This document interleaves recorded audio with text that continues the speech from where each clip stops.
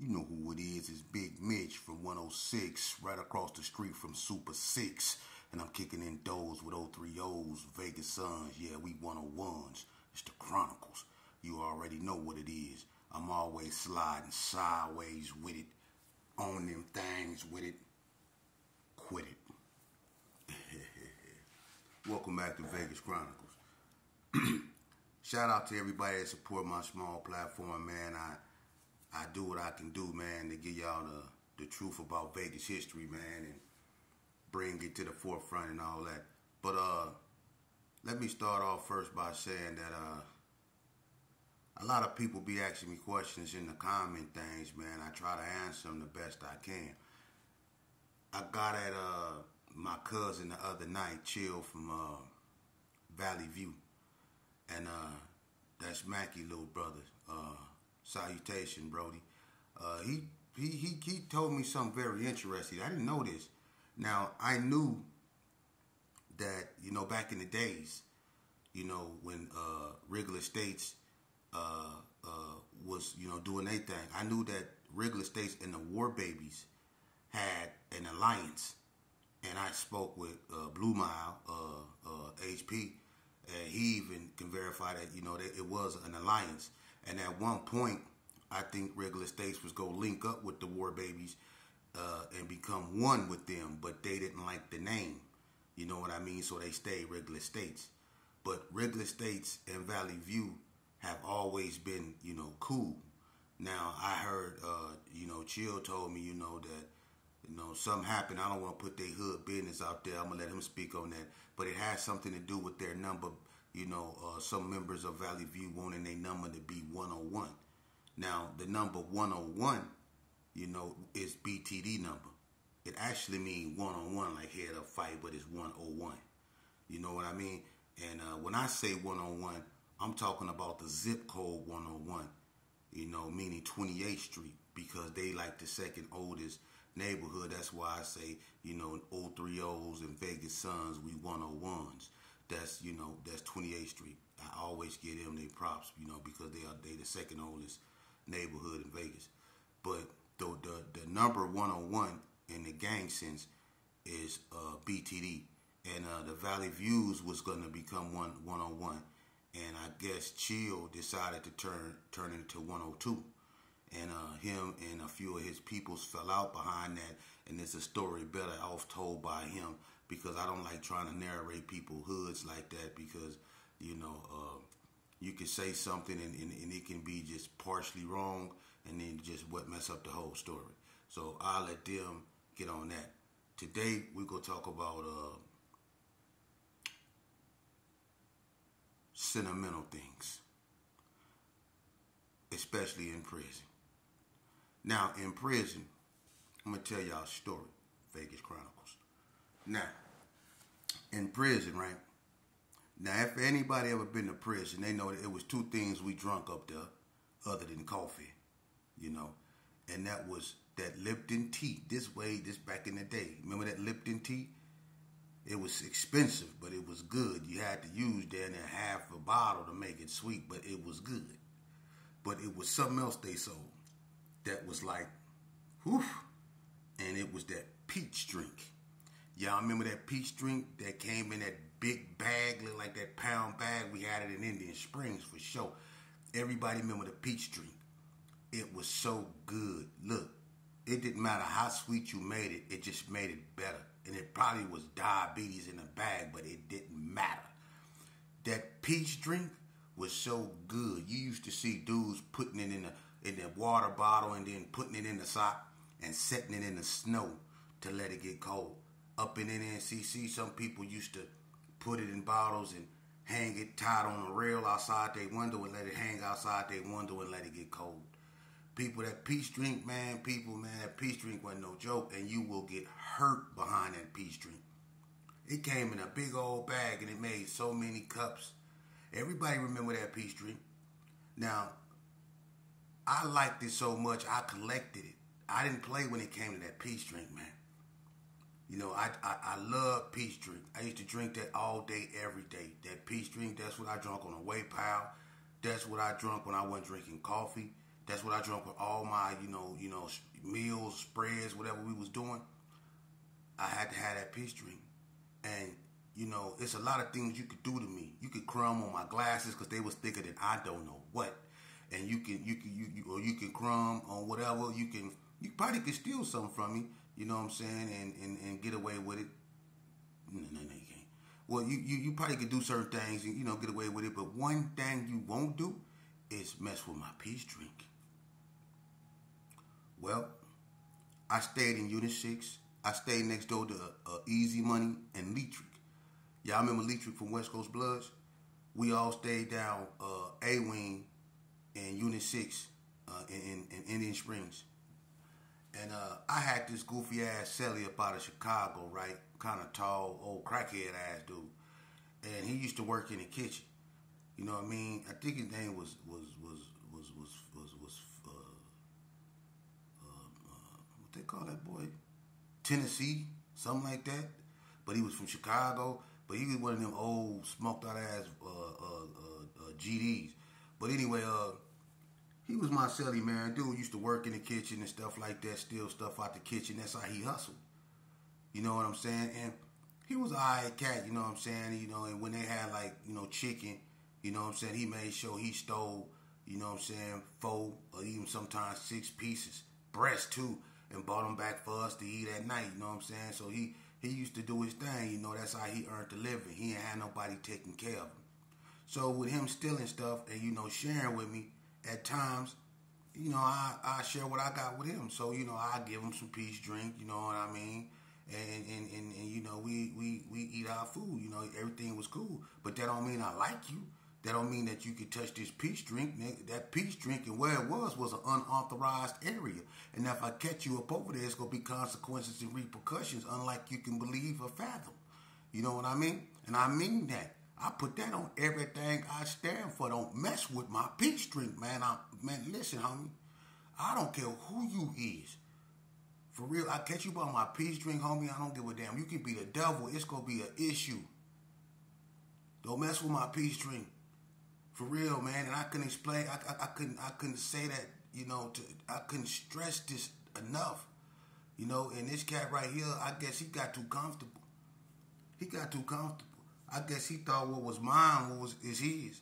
Because, when I be out the room and stuff on the way, pal, you know what I mean? He was one of them old crackheads was trying to get his old size back, you know what I'm saying? I used to have creatine.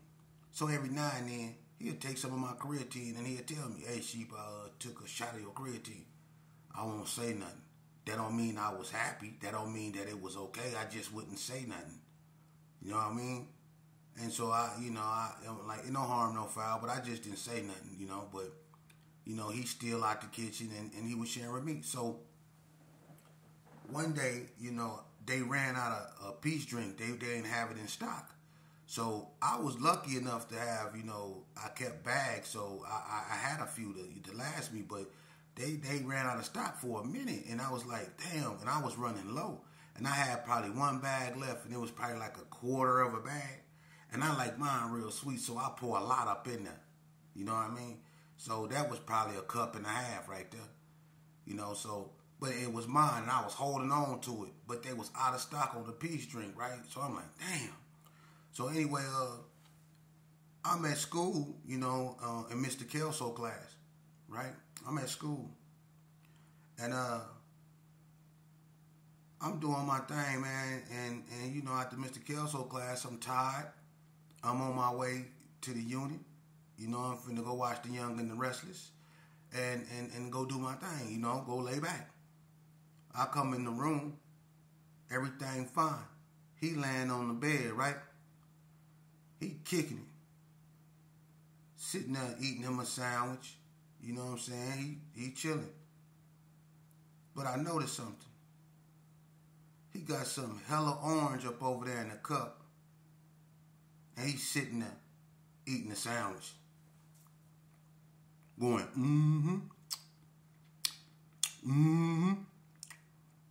Eat like an old crackhead. You know how they be eating? I can't stand the way they eat. And they're doing that, eating, right? So I look, I'm like, oh, he must have went and found him some peace drink. You know what I'm saying? Okay. I'm not tripping. So I'm like, I'm finna drink me some too. Then I noticed something. A bag of peach drink was in the garbage. You know, we make our little own garbages out of paper bags and cellophane. You know what I mean? We make our own little garbage. So I see a bag of peach drink up in the garbage. I said, I know. What the? So I go in the drawer. We used to have dressers by the window. Everybody remember the dresser we used to have by the, that set between the bed and the window. I go to the dresser, open it up. The peach drink is gone.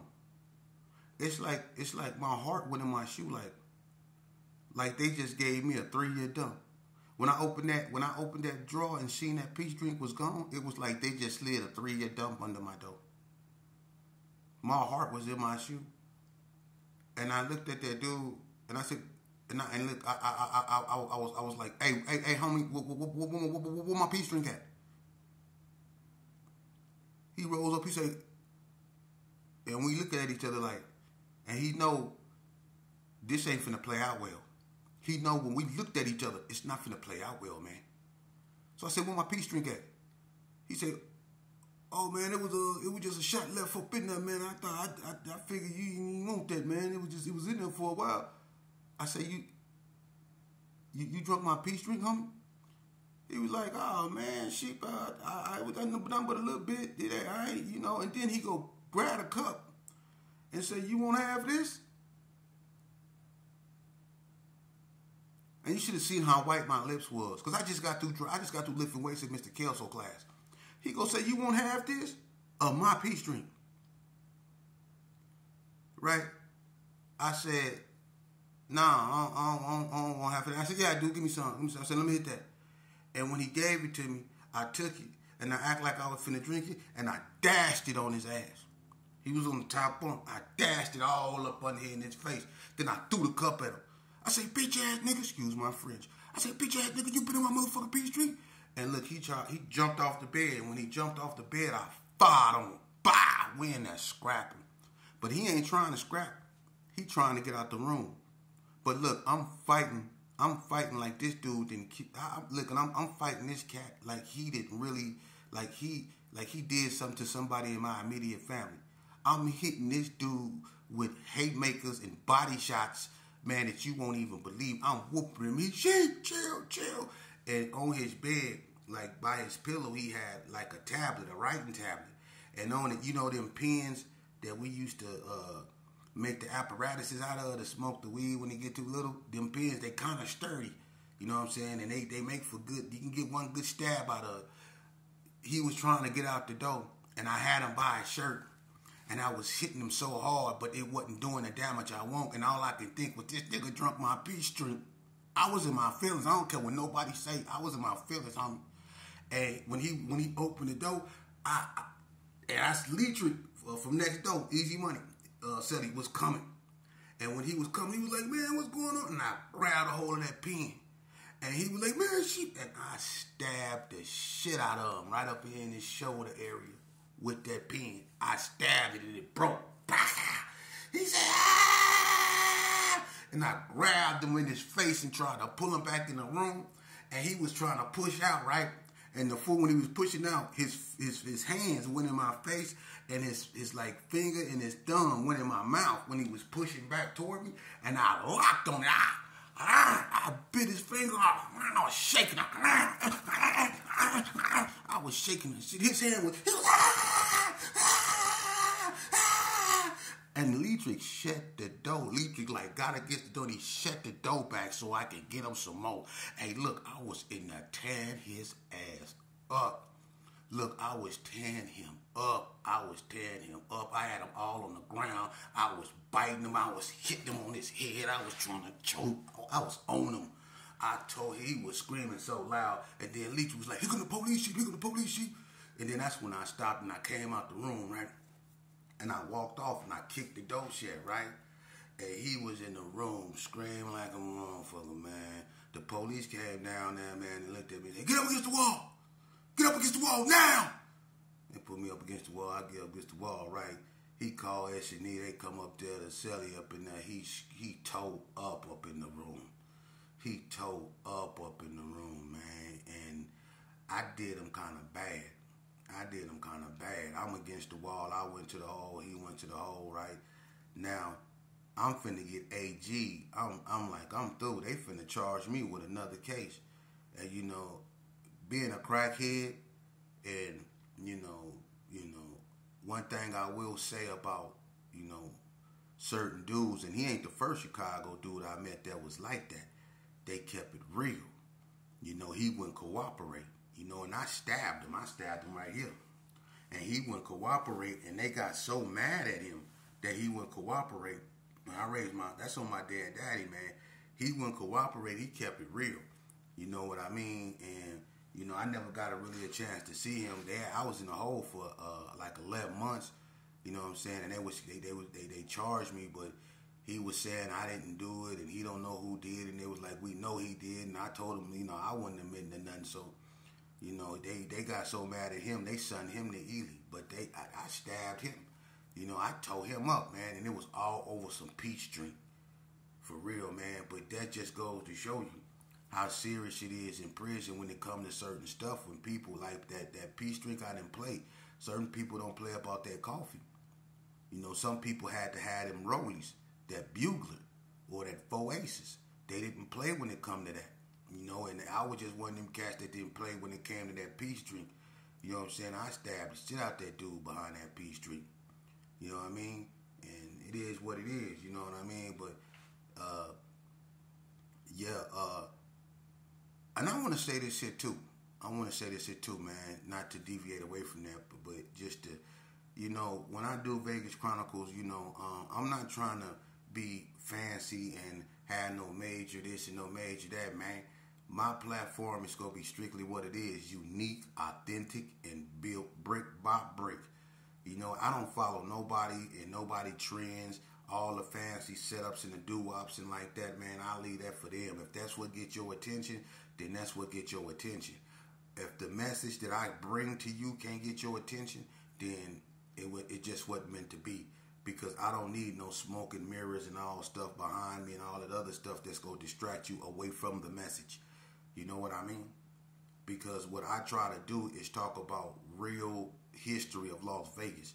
But I also try to make sure I talk about the consequences, you know, when it comes to the destructive way of living that we were living back during them days. And I know that a lot of people don't agree with what I'm doing. And that's okay too. Because one thing that we lack in our community that we can all agree upon is that we lacking ideas. That's why we don't own nothing in our community no more. You know, so what I'm doing is I'm clarifying real street history from Vegas, and then I'm gonna move on to other stuff because I'm more than just a former gangbanger.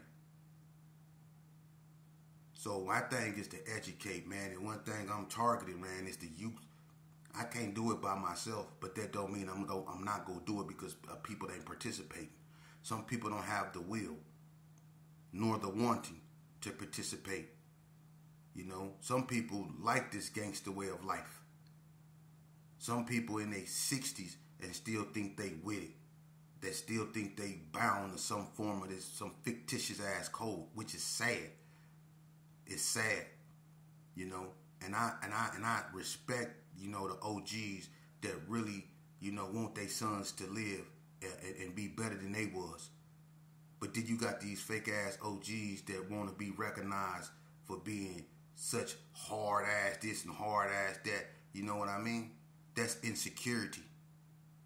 You know, if you want to be known for anything, it should be for taking disadvantage, like coming from a depressed area and use it to your advantage, meaning still excelling.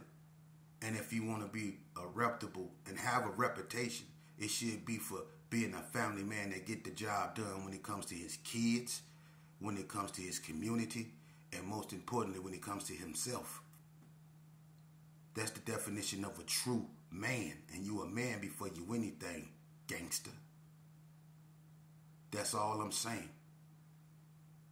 You know, now, you got a lot of cats out here, man, that like to sit on a corner or get in your face and be with that shuckling and jiving ass, bull crap, man. They get old. Just like gangbanging. It get old. It's played out. One day y'all gonna wake up and realize the decisions you make, you're gonna be responsible for them. Not them. You are. Okay? So guard yourself and your worthiness accordingly. Because sometimes what they do can get you involved in something. Inadvertently. I spoke on that. That's why a lot of dudes get caught up in cases, end up going to the feds, and don't really have nothing to do with nothing. Guilty by association. Surround yourself by people that don't go to jail. Surround yourself with people that don't think negative. Surround yourself with people that uplift you, that want to see you, that encourage you. That when they pat you on the back, they don't look for a soft spot to stick the knife in. Surround yourself around them type of people. And it don't matter if you have to cut a lot of people off, man. I say it all the time. You rather limp into heaven than walk into hell on 2 feet on any day. So if you got to cut off everybody, cut them off. Hell, a wise man once told me he'd rather have 4 quarters than 100 pennies. Keep your circle small, man. Surround yourself around people that's like-minded. For real. And that don't make you no less of a nothing. Don't live according to somebody else's narratives, man. That's where we get it mixed up. I never did. That's why I always was called crazy. People always call me something. But they never can call me no snitch. A woman beater. They can't never call me a buster. See? They can't never call me stuff like that. They can't never call me a homo, excuse my French, but I ain't never laid up with no man. None of that. I can raise my hand and all that. Ain't no paperwork on me. Raise your hand if ain't no paperwork on you. Raise your hand if you ain't never been with no man. Raise your hand if you ain't never got kicked off no yard. Raise your hand if you've been told on by your homeboys. Raise your hand if you never took orders. See? I can raise my hand. Raise your hand if you left the way you wanted to leave. Raise your hand if you love yourself more than you hate your enemies. Raise your hand if you know that this fictitious gangster bull crap that we murdered ourselves and knocked ourselves over was a waste of our time.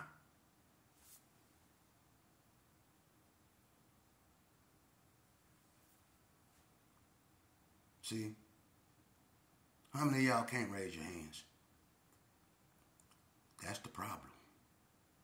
Because y'all the ones talking. Shut up. You never cussed out a pigeon. You won't lick a stamp. You won't get in a verbal altercation with a nun.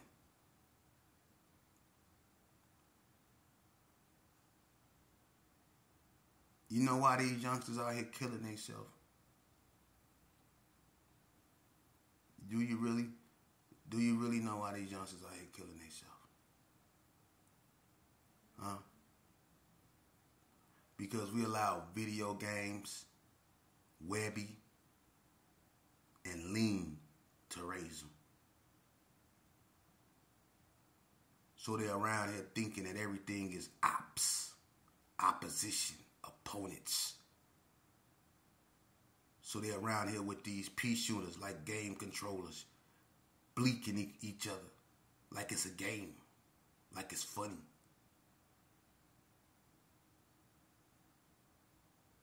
The humanity is missing in our children. It's a void gone.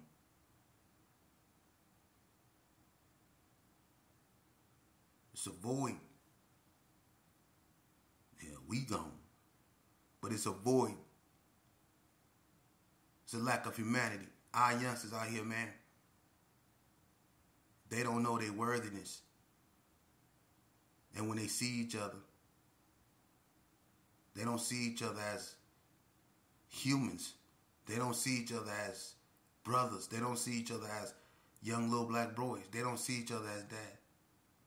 They see each other as ops. And they killing each other. And what we doing? What we doing? Rolling around in some fake ass motorcycle vests or up there thinking we still got it, lying in some lady ear that don't want nothing to do with your sorry ass.